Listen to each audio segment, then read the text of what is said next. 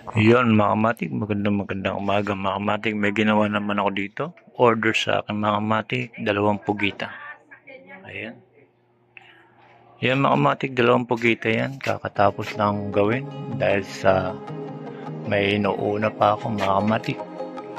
Na iba pa sa ringgola. May order pa rin sa akin na guryon. Dito ko na umpisahan. Kailangan matapos ko itong bago mag-alauna.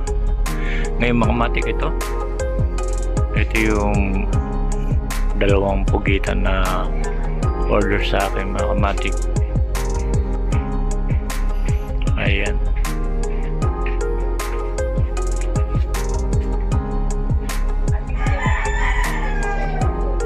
Ayan, ito yung mga galamay niya mga kamatik na nagsisilbing kanyang galamay.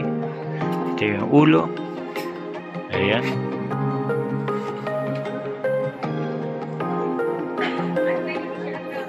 Ayan mga kamatik, mahaba din yan.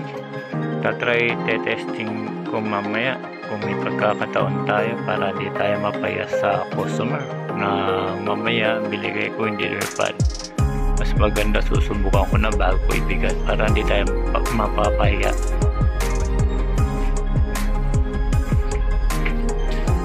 Ayan mga kamatik ang aking 2 pugita na share ko na sa inyo para makita nyo ang paggawa ng pugita mga kamatik. Dalawang ano lang mga kamatik, kawayan. Yung isa pinakamahaba at yung isa sa gitna maikli lang.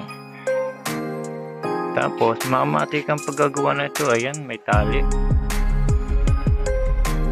Ayan para bumilog siya ganyan.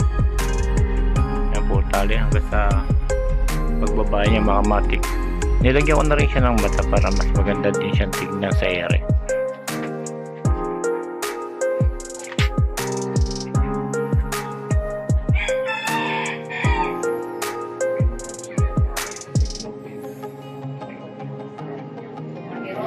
Yun mga kamatik, pinakita ko lang ang ating bagong gawang pugita mga kamatik. Hanggang dito na lang mga kamatik. Mamaya kung magandang pagkakataon na magandang panahon, susubukan natin paliparin